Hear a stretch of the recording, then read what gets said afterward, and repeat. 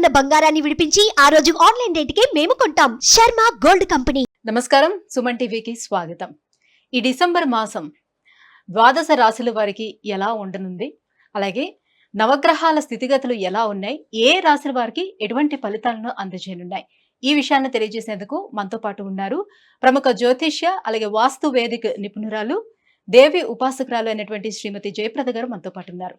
అమ్మతో మాట్లాడదాం. నమస్కారం. నమస్తే అమ్మ. శ్రీమాత్రే నమః. అమ్మ, ద్వాదశ రాశుల వారికి ఎలా ఉండబోతుందో తెలుసుకునే ముందు నవగ్రహాల స్థితిగతులు, ఏ రాశుల్లోని ఏ గ్రహాలు ఉన్నాయి, ఎటువంటి ఫలితాలను అందిస్తున్నాయో కొంచెం క్లుప్తంగా. సో గోచార ఫలితాల్లో మనం తీసుకోవాల్సిందంటే పెద్దగా మార్పు ఈ మాసంలో పెద్ద గ్రహాల మార్పు అనేది ఏం లేదు. ఎందుకంటే గోచారంలో అన్ని గ్రహాలు అలాగే ఉన్నాయి. ఒక రవి మార్పు తప్ప మిగతా అన్ని గ్రహాలు కూడా మార్పు అనేది లేకుండా ఉన్నాయి. కనుక రాశి ఫలాలు ఈ మాసంలో అందరికీ కాస్త మిశ్రమ ఫలాలు, కాస్త మెరుగైన ఫలాలు అని చెప్పుకోవాలి మనం అంతే. ఎందుకంటే ఈ మాస ఫలితాల్లో మనం తీసుకునే విషయాల్లో ఎక్కువగా ముఖ్యంగా తీసుకునే గ్రహాలు ఏవైతే ఉన్నాయో శుక్రుడు, తర్వాత రవి, కుజుడు, బుధుడు, ఈ 4 గ్రహాలు యోగించే లాభం కంటే కూడా కాస్తంత ఇబ్బంది పెట్టే పరిస్థితిలోనే ఉన్నాయి. సో వృషభ రాశిలో గురువు వక్రించి ఉన్నాడు మనకి, కర్కాటక రాశిలో కుజుడు, కన్యా రాశిలో కేతువు, తర్వాత వృశ్చిక రాశిలో రవి బుధుడు కలిసి ఉన్నారు. డిసెంబర్ 2వ తారీఖు నుంచి మళ్ళీ ఆయన మకర రాశిలోకి వస్తున్నాడు శుక్రుడు. కుంభరాశిలో శని భగవానుడు, మీనరాశిలో రాహు. ఇది మన గోచారంలో ఉండే గ్రహస్థితి అంతా ఇలా ఉంది. అయితే ఈ గ్రహస్థితి ఇలా ఉండడానికి కారణం గోచారంలో ఉండే గ్రహస్థితి. అయితే ఈ మాసంలో మనం చేసుకోవాల్సిన ఏంటంటే, కార్తీక మాసం అయిపోయిన తర్వాత వచ్చేది మార్గశిర మాసం. ఈ మార్గశిరంలో విష్ణు ఆరాధన చేస్తూ ఉంటాం. సరే, డిసెంబర్ 16 నుంచి ధనుర్మాసం మొదలవుతుంది. సో శివారాధన, విష్ణు ఆరాధన, మళ్ళీ ధనుర్మాసం తిరుప్పావై వింటూ ఉంటాం. ఈ విధంగా పూజా పునస్కారాలు, దానాలు, ధర్మాలు చేసుకుంటూ వెళితే అన్ని రాసుల వాళ్ళకి అనుకూలంగా ఉంటాయి. ఎందుకంటే ఈ మాసంలో అంత చెప్పుకోదగ్గ ఫలితాలు కానీ, అంత బ్రహ్మాండంగా ఉండే యోగాలు కానీ ఏ రాశి వాళ్ళకి కనిపించట్లేదు.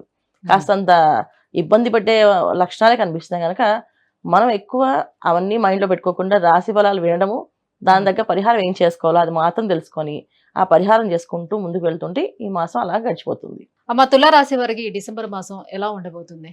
తప్పకుండా మా తులారాశి వాళ్ళకి ఈ మాసం కాస్త చాలా అనుకూలంగానే ఉంది. ఎందుకంటే వీళ్ళకి బుధుడు అనుకూలిస్తున్నాడు, తర్వాత శుక్రుడు చతుర్థ స్థానంలో అనుకూలిస్తున్నాడు. వృషభ రాశిలో ఉన్న గురువు వక్రించి మేషాన్ని చూస్తాక గురువు గన అనుగ్రహం ఉన్నట్టుంది వీళ్ళకి.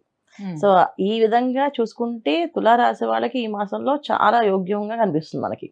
సో ఎవరెవరికి బాగుంది అంటే, మెయిన్ మీడియా రంగంలో పనిచేసే వాళ్ళకి చాలా అనుకూలంగా ఉంది, మార్కెటింగ్ రంగంలో పనిచేసే వాళ్ళకి చాలా అనుకూలంగా ఉంది. ఎందుకంటే బుధుడు ద్వితీయ స్థానంలో అంటే ఏంటంటే ఆకస్మితంగా ధనలాభం కానీ, మాట్లాడే విధానం కానీ అన్నీ మార్చేస్తామట.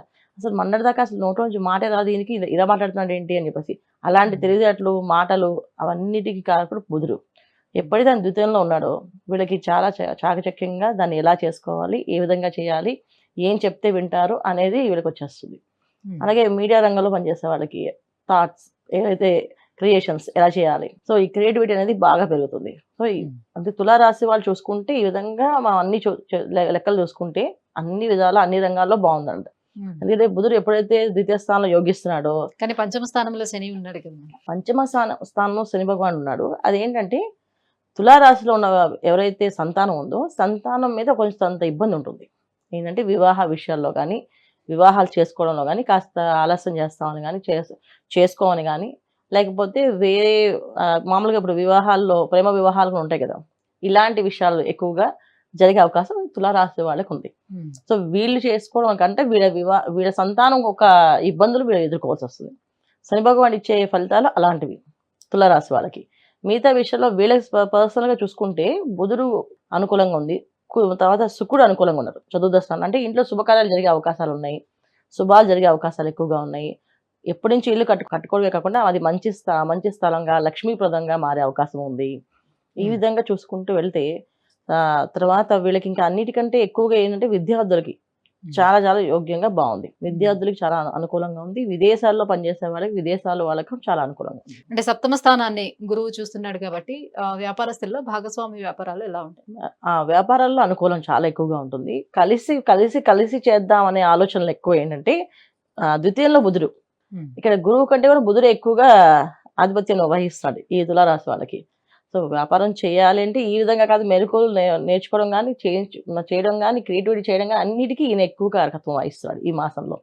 సో గురువు కంటే బుధుడు ఎక్కువగా యోగిస్తున్నాడు, బుధుడు ఎక్కువగా వీళ్ళకి అన్ని కలిగిస్తున్నాడు. అంటే ఆర్థికపరమైన ఇబ్బందులు లేకుండా ముందుకు వెళ్ళడానికి కారకుడు గురువు అవుతారు. సో మనకి ఏదైనా బ్యాంక్ లోన్స్ పెట్టారు, లోన్స్ రావట్లేదు అనుకో, లోన్స్ వచ్చే అవకాశం గురువు ఒక అనుగ్రహంతో అవుతుంది.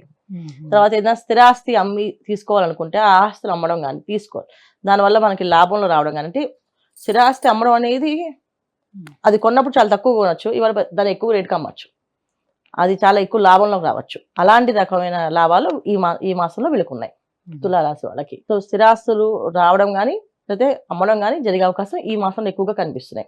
ఇక ఆరోగ్య పరిస్థితి ఎలా ఉంటుంది? ఆరోగ్య విషయంలో జాగ్రత్తగా ఉండాల్సిన అవసరం ఏంటంటే దశమ స్థానంలో కుజుడు, దానివల్ల ఏంటంటే కాస్త ఉద్యోగస్తులు కానీ వ్యాపారస్తులు కానీ స్థలాలు మార్పులు, ఈ స్థలం కాదు వేరే, అంటే ఈ ప్లేస్లో కాకుండా ఉద్యోగం వేరే ప్లేస్ రావడం, వేరే కొత్త ఉద్యోగాలు రావడం, ప్రమోషన్ రావడం, ఇలా మార్పులు వెళ్ళడం రావడం అనేది కొంచెం ఎక్కువగా ఉంది. తర్వాత యాత్రలు తీర్థయాత్రలు అని చెప్పేసి వీళ్ళు బయటికి వెళ్ళడం, విహారయాత్రలను వెళ్ళడం, ఇవన్నీ జరగడం వల్ల ఏంటంటే ఆహార నియమాలు పాటించరు, దానివల్ల ఫుడ్ పాయిజన్స్ అయ్యే అవకాశం ఎక్కువగా ఉంది.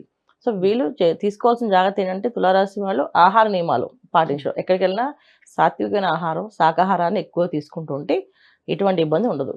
ఏది మామూలుగా మసాలాలు అలాంటి ఐటమ్స్ తిన్నారంటే ఇక చెప్పని అవసరం లేదు, ఫుడ్ పాయిజన్స్ అవ్వడము, స్కిన్ ర్యాషెస్ రావడము. ద్వితీయంలో బుధుడు ఎంత యోగ్యాన్ని ఇచ్చినప్పుడు కూడా ద్వితీయ స్థానం అనేది ఎప్పుడు ఏంటంటే మనకి కంటికి సంబంధించిన స్థానం కూడా ఉంటుంది. కుజుడు ఎప్పుడు దశమ స్థానంలో ఉన్నారో, ఎప్పుడైతే కుజుడు ప్లస్ బుధుడు ఈ కాంబినేషన్స్ ఉండడం వల్ల ఏమవుతుందంటే కళ్ళల్లోంచి నీళ్లు కారడం కానీ, కళ్ళల్లో ఇబ్బందులు పడడం కానీ, కళ్ళకు సంబంధించిన ఇబ్బందులు రావడం కానీ.